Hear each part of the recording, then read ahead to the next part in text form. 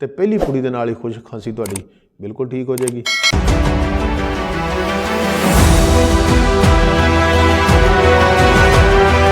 अस्सलाम वालेकुम। खुश खांसी का बेहतरीन इलाज नैचुरल तरीके नाल तुहाडे घर च मौजूद। 50 ग्राम तुसी फटकड़ी लैनी है, फटकड़ी लैके उन्होंने तुसी भुन लेना वा, गिल कर लेना वा, उहदा तुसी पाउडर बना लेना।